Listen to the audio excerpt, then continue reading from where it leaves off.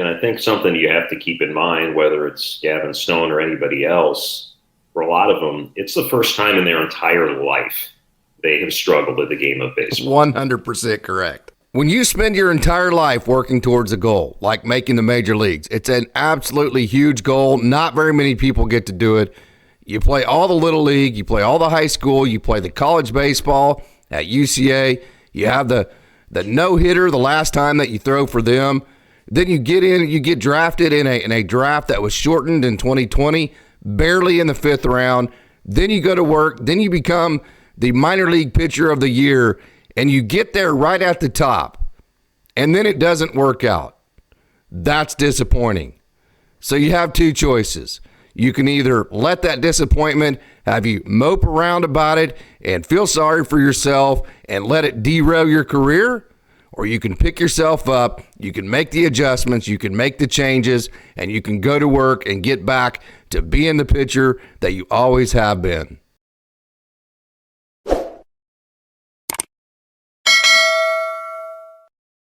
There were two things, talking with the pitching coaches, they felt he really needed to work on to be successful at the big league level. And one was fastball location, so it could play off his changeup could play off it better, because guys were just seeing the changeup out of the hand and basically taking it. And the other was being able to get in on left-handers, and he developed a cutter in the middle of the season because of that. And he had traditionally thrown more of a regular slider before then, but now started to work in harder cutter as well. That not only utilized left-handers but right-handers as well. But the main purpose was to be able to get in on left-handed batters. So it was a process. His first few starts with Oklahoma City, as he was trying new stuff, did not go well. But as the good ones do, they put it together, they figured it out. And I remember and Gavin, the specific turning point was right before the All-Star break, a game against Albuquerque where he was dominant. So has Gavin Stone made the adjustments that he needs to make? I would say definitely. I'm going to show you why on this video and how he's done it. But one thing that about being a major league pitcher is you get there and you think, okay, well, if I sequence perfectly, if I land all of my movements to my pitch, and I do everything perfectly and I bring my A game, I can get major league outs. That's one thing. But what makes a major league pitcher that can withstand the test of time and have staying power is what happens when I don't have my A game stuff. What happens whenever I do hang a couple of pitches or I'm not perfect with my location? Can I still get through 5 or 6 innings, stay off of barrels enough to keep my team in the game on those nights? It's called margin for error. That's what Gavin Stone's given himself by putting back in the right turn to his two-seam, the left turn to his cutter, which has allowed him to get back to his tumbling changeup for swing and miss. He's given himself margin for error that we saw the other day. So let's take a look at it. Here's his first pitch of the day the other day. For Gavin Stone, this is a high-riding four-seam, so let's take a look at that right there. See that location there? But yet that location is going to ride the top of the zone. See that? And then this next pitch, watch this right there. Same location, exact same location, but watch this right turn. Whoop, right there. See how that ends up on the outer half? That right there, 2 different fastballs. That is how Gavin Stone has kept himself from getting ambushed early in the count. And we know when Gavin Stone gets ahead in the count, he has 2 different ways that he can get guys out. He can turn a slider left, or he can tumble a changeup. He used both of those pitches for strikeout pitches. So let's take a look at this first hitter, a lefty here, right there, slider. In the dirt, he starts that in a location that the lefty thought it was going to be a strike, couldn't hold up, and so there you go. Got ahead with the four-seam, used the same tunnel, slid the thing to the outer half of the plate, turned it right, then turned a ball left to get the strikeout. Tremendous sequencing and even better execution for Gavin Stone. So here's the second hitter. So you've seen him against a lefty. How about against a righty? Now he goes to that 4 slot. And when I say 4 slot, that one right there on that outer half, on the bottom corner, the Dodgers call that the 4 slot because if you do a number system as far as the quadrants of the strike zone, that is where the 4 slot would be. So now you've seen movement to get ahead in the count. Now you're seeing location.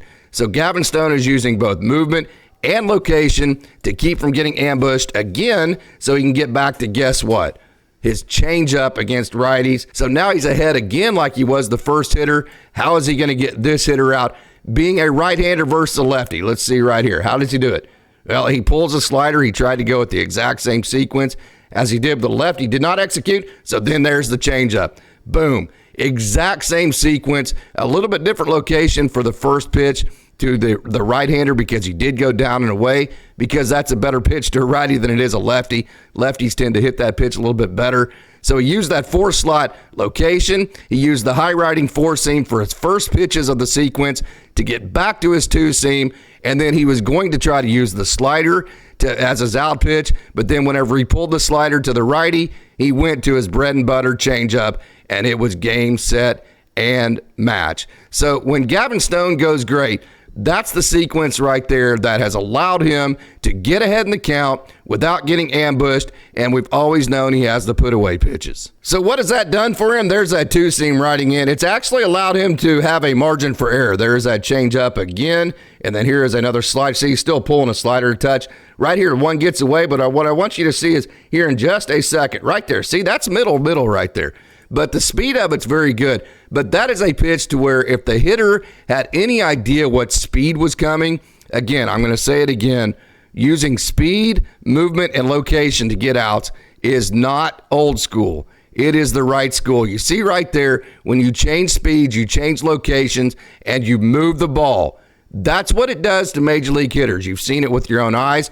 That is Gavin Stone to a T, and it's given him what I call margin for error right there. See, he's let a couple of balls get away from him, and then he actually hangs one right there. That's the pitch I'm talking about. That's the one that last year, because he wasn't locating, he wasn't turning the ball in two different directions, that's the pitch right there that goes 9,000 feet, and then everything unravels from there from Gavin Stone. So you've seen him leak a little bit. This is his third inning, but even though he's leaking, this is what I was talking about earlier. This isn't his A stuff that you're seeing right here, but he's still getting outs, and that's when you know you have a pitcher that is becoming a really tried and true major league pitcher whenever they start not having their A stuff and they're still able to get outs.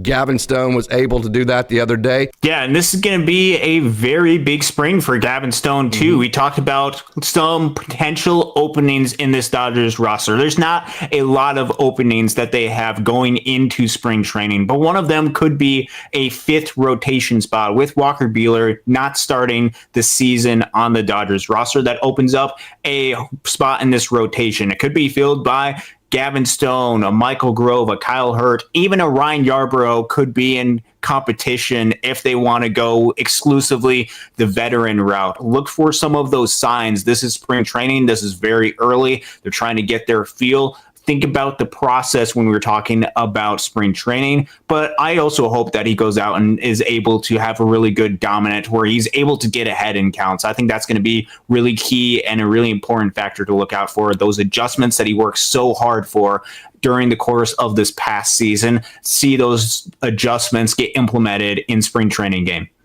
People have been counting Gavin Stone out his entire life. They've been telling him he's too small. He did not. I mean, he went to a smaller Division I school, University of Central Arkansas. He did get drafted in the 5th round, but I'm just telling you, people that doubt Gavin Stone, that's fuel to his fire.